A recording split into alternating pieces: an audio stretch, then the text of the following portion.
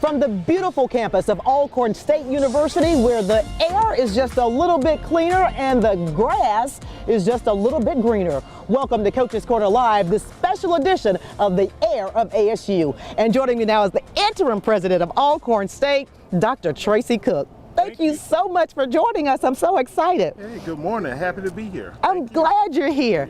Listen, I know this is a full circle moment for you, Dr. Cook, because you grew up in Fayette, just a stone's throw away from here. You attended Alcorn State University. You pledged here. I mean, you were the Vice President of Student Affairs, and now you're President. You're in that role. Tell me how that feels. Haven't had time to slow down. You know, it's been a whirlwind, but it's an exciting feeling here to lead my alma mater to higher heights. I'm thankful for the people that put me in place, the IHL board, and the support that I have from the faculty, staff, alumni, and the student body here. So it's a great feeling. Tell me what you love most about Alcorn. I love the people, the spirit, the family atmosphere. You know, when we say family environment, it's the type of environment that when you kind of like get out of hand a little bit, you're going to always have someone there to say, hey, you need to straighten up a little bit. Somebody going to be a mentor to you, someone that's going to put you on the right track, and then going to also give you that support that you need to move forward with your personal life as well as your educational. What are your goals for Alcorn State? Take it to higher heights. Take it to higher heights. You know, right now the focus is stabilizing the university, rebuild, rekindle old relationships before we can move forward with new relationships. I think that you are totally seasoned for the season, and I may be a little bit biased because we actually went to Alcorn State University together, but I say this with all sincerity because you've been a teacher, you've been a principal, you've been a superintendent, and again, like I mentioned, the VP of Student Affairs, and now you're in the role of president. So I really do think that this is your moment and this is your time. Yes, it's marked 28 years. 28 years, you know, in the K-12 sector, you know, I'm like, okay, 3:30, 4 o'clock, you count the day over. But here when I became vice president, when I was the chief of staff first and then became vice president of student affairs, you know, it's an after 5 job, you know, because you have the dormitories on campus. So, you know, since COVID, all students are like vampires. They sleep all day and up all night. So, you know, so I be on pins and needles, but, you know, praying that everything go well with them. And I want them to enjoy themselves, but trying to provide the best living, learning environment. So by being seasonal, I kind of like have an understanding from being a high school principal, 9 through 12, and that continuing education through college. You know, they no longer young teenagers, they're young adults. Yes. So, you know, that's the thing about getting the faculty and staff to understand they're young adults. So, you know, they need teachable moments.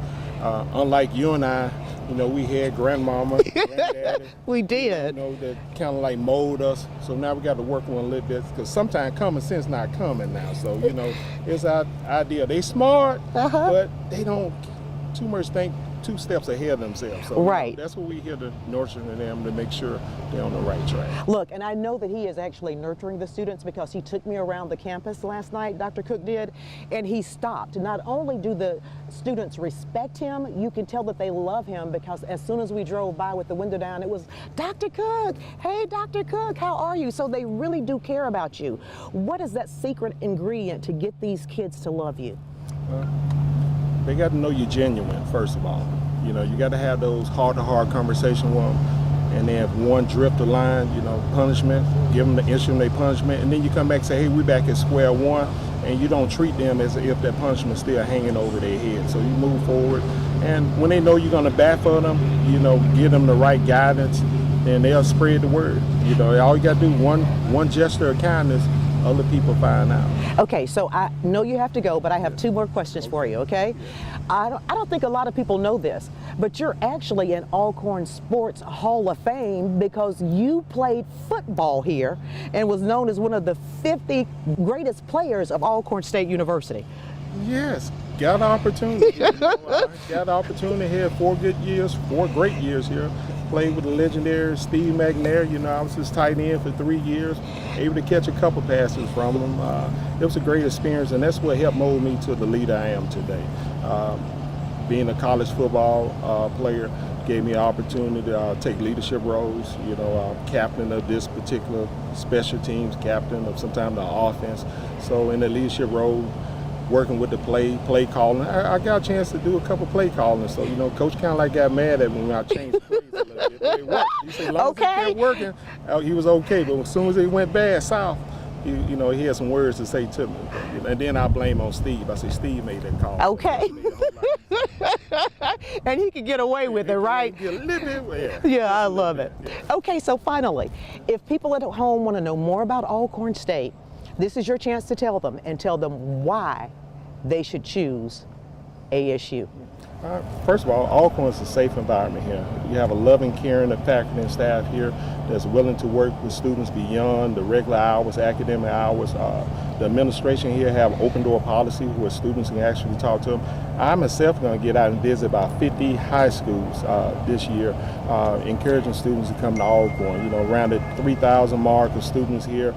65% female, 35% males. We're on 1,800 acres of land. We have 85 clubs in the organization. Teacher-student ratio about 16 to 1, 71% pale. So there's a lot of great things that take place here at Alcorn State University. Because you can look around, you can smell the air. It's just clean. Just clear all your sinuses. You have acne, you can drink the water. It's just a little bit sweeter. And you look at the grass, it's wintertime, it's still green. It's still a little greener. It's still greener. So, that's what makes us so unique from all the other schools here. Dr. Cook, a pleasure to have you on. Thank you so much. And congratulations. Thank you. Okay. Pleasure. Yes, ma'am. All right. Did you know an elephant can outrun Usain Bolt? Or that these beautiful birds of paradise flowers originated in Africa? Ever tried this dish, jollof? From animals to birds and food, let's explore Ghana together with Nobel Peace Prize winner Kofi Annan as our guide. He'll teach us about the importance of education and why each young boy and girl should seek peace and their rightful place as kings or queens.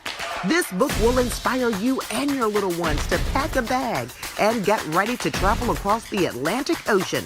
It's time to dance to a different drum, the Peace Drum, a Kofi tale. Available on Amazon now. Meet Oakley and Peyton, two cousins with a love for reading and a passion for adventure. Look at you. They planted a pumpkin patch that took over the entire backyard. So excited about their garden, they jumped into action to put together a children's book. Peyton helped write it. What's in the bag? Pumpkin seeds. Pumpkin seeds. Oakley helped with the pictures. Only 4 and 5 years old, they already love nature, have a great friendship, and understand their community. Be a part of their adventure. Get the pumpkin patch today on Amazon.com. Welcome back to the Air of ASU. Again, I'm Katina Rankin, and I'm joined by the legendary coach, and I do mean legendary, Coach Fred Magnair. Thank you so much for coming on and talking with me. It is awesome. Great morning.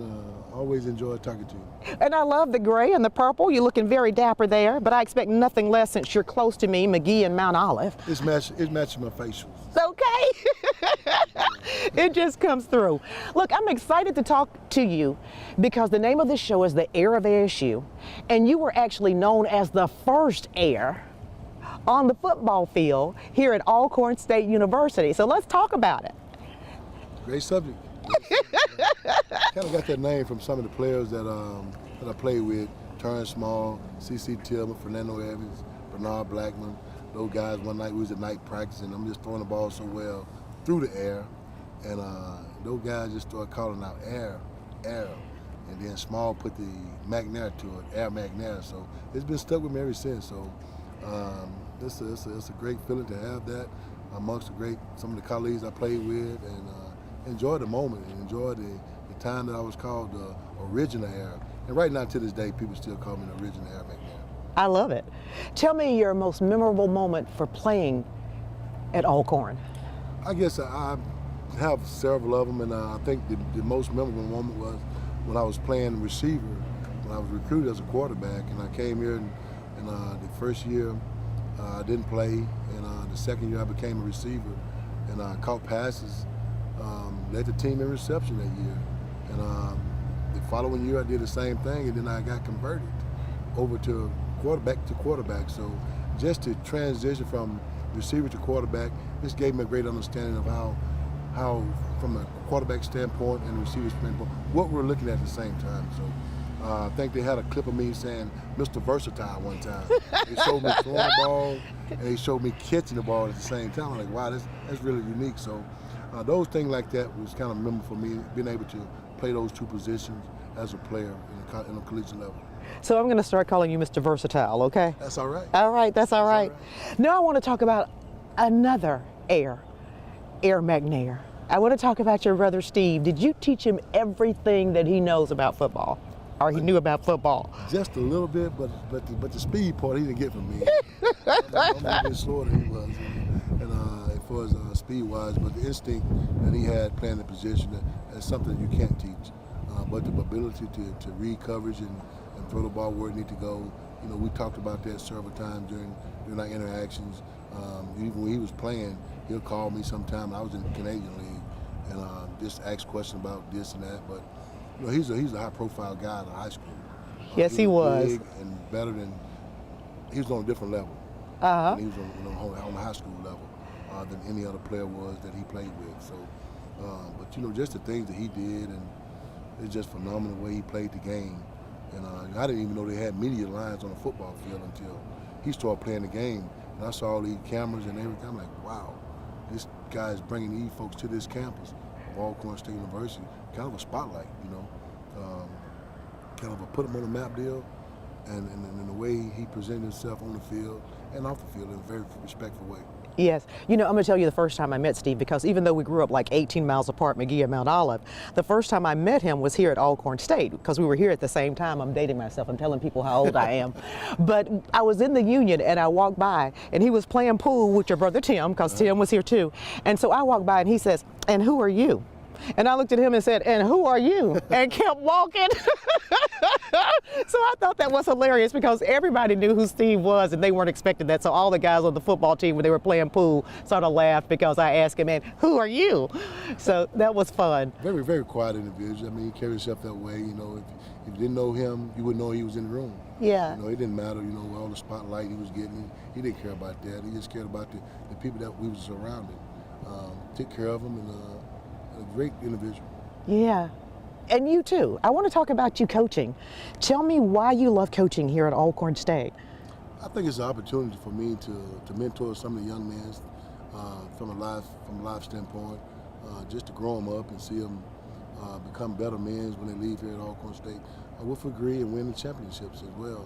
And just the mentor part, to see these young men grow up from a freshman to a fifth-year senior and being involved in their lives and things of that nature. So it's not all about football sometimes with me. It's about life lessons that you can teach the young men to grow and do the things that they need to do, because football is not going to last forever. Yeah. You got to have something you can fall back on, and the education part that I really instill in them, and try to get them to understand that you need this education more than anything. Everybody's not going to have the opportunity to go to the next level. Yes. So you have to have a job or something that you can feed your family off of. You don't want to work at McDonald's all your life and try to raise a family. So it's an opportunity for me to embed in these young men to shoot their goal for better things in life, because it's not going to be football all the time. Okay, so a couple more things for me, right? One, what is it that you love most about Alcorn, right? And number two, for some young athlete that may say this, and he's trying to decide, do I want to go to the SWAC? Do I want to go to Alcorn? Do I want to go somewhere else? Tell them why they should consider coming and playing for you. Well, the biggest thing for me is that this great university gave me an opportunity to get 2 degrees. And I'm fulfilled with that, and I love the love they showed me when I came here, and the opportunity I have to be successful, you know, in the classroom and on the football field. You know, I played several years on the collegiate level. I played several years on a professional level. Alcorn gave me an opportunity to do that. My knowledge in the classroom, I went back to high school and I coached high school and I was in the classroom as well. So Alcorn gave me an opportunity to do that. And for those young men that want to choose a great university to come to, a great family tradition here at Alcorn State, the love that we show our student athletes and our general population students as well.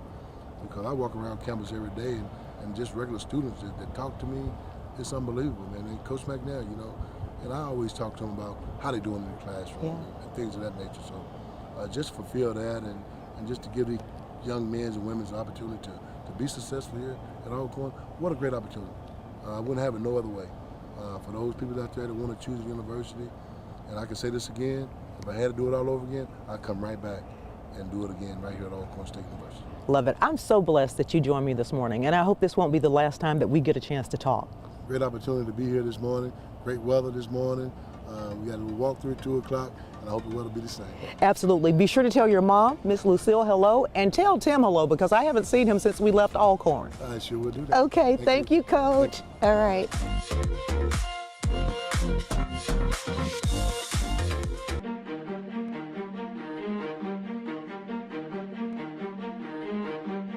McKinley Wilson is the third grader who lives up north in Harlem, New York. This is a story about a brother and a sister who are about to go on an amazing adventure to a place that is most of the time misunderstood. Most people think Mississippi is just back roads and farms. Pigs and donkeys. Cows.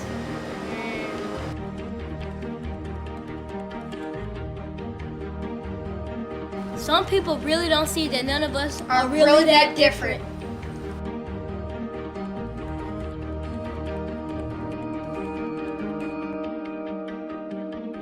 Now their story is traveling, not only throughout the country, but around the world.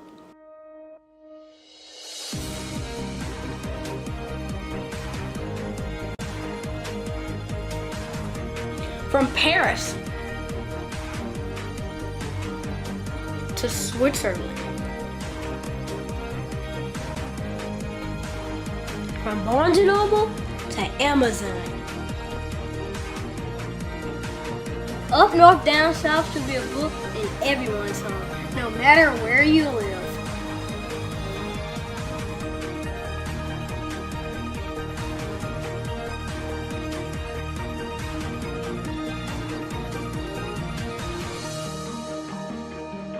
Come help us celebrate a new generation of stories, a generation of kindness, A generation of love for one another. a generation of change.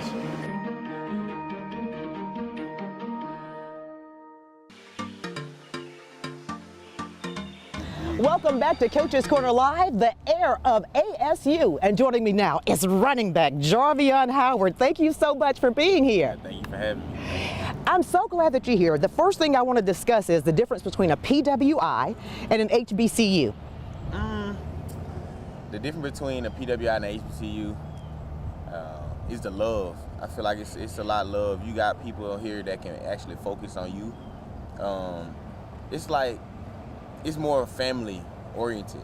Really, I'm not gonna say that it's more family oriented, but when it comes down to like having a coach, like a coaching staff, it's not like me setting a doctor's appointment. Like I can go in and I can just talk to him without having to make a meeting. I can just call him without him saying that he's super busy.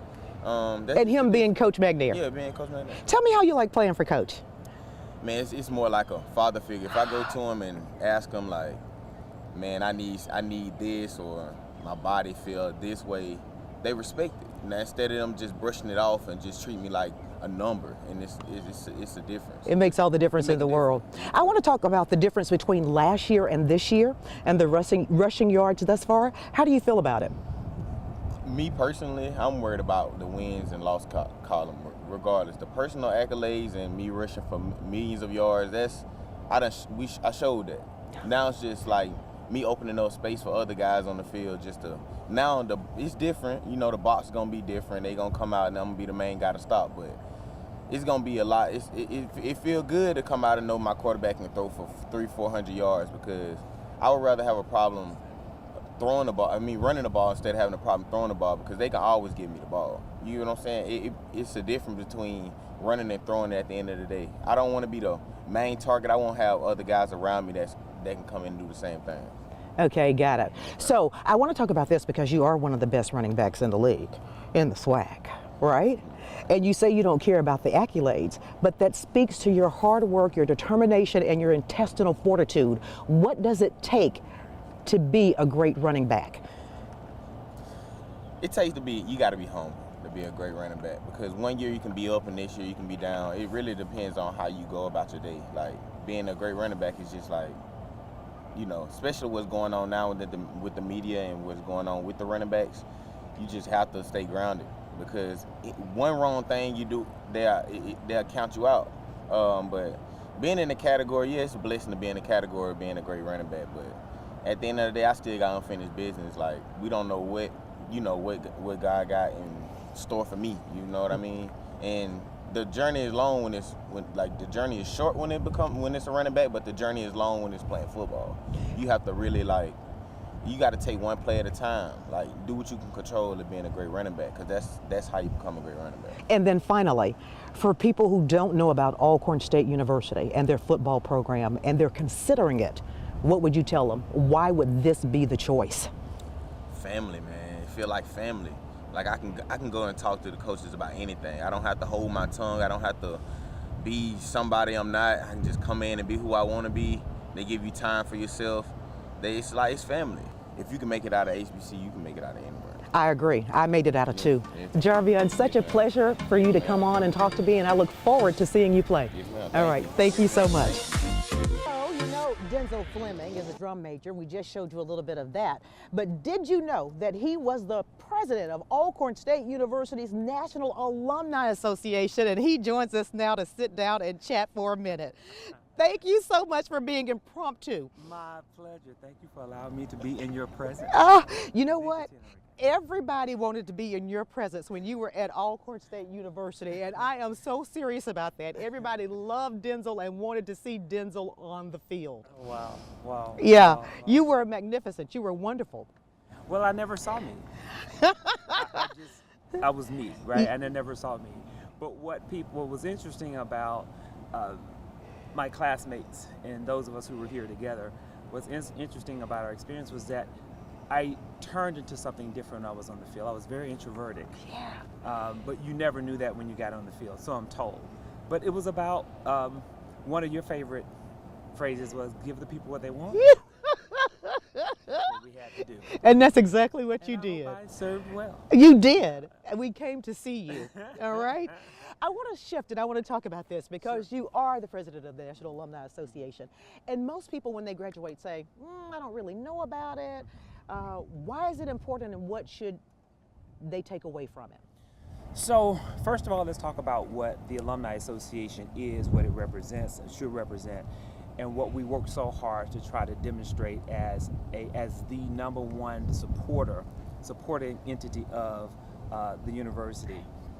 So Alcorn State University National Alumni Association was actually chartered and founded in the state of Mississippi in 1952. Okay. And of course, before that time, history tells us that there were many alums, certainly dates back way before that, who made contributions as alums of the university, but they formalized. And so for over 75 years, the Alumni Association has been coming together, putting its best foot forward to support the university at whatever level. Do you have a strategic plan for people to say, hey, I need to do more or I need to start? So that's a powerful question, because people don't necessarily, sometimes we think that people give according to their resources, and we think of those resources in terms of financial resources. But I tend to believe that people give from their hearts. And sometimes that doesn't all the time mean that it's going to be from the pocket. It can mean from them the giving of their time, their mentoring, whatever it is that they have to give to the university. That's all philanthropic to me. We've got to be thinking about how can I propel the university forward. And so we invite every person who's not on the roll, pay those alumni dues, get involved, challenge us to greater heights, and we'll be better because of it. Awesome. And some of you at home may have seen the flag behind, Alcorn flag behind Densel, waving in the air. Oh, wow. But you know what? That was just welcoming Densel back home, and he was also acting as a drum major because it was just fluid and flowing behind him. So that's what the fan was. Listen, Densel, thank you so much for joining us. Thank you. And I must say this, I celebrate you, my sister. we have been in the fight for a long time together. It was amazing to see our relationship transcend over the years, because we've been in this fight for a long time. From the time we were on the Dr. Washington's administration building and talking about the Ayers case, we were marching even at that time. And so we're still here now in a different way, still talking about the beauty of Alcorn. And so it's just amazing to be able to be here, and I can continue to look forward to the partnership that we'll have. There's much more work to be done. I'm looking forward to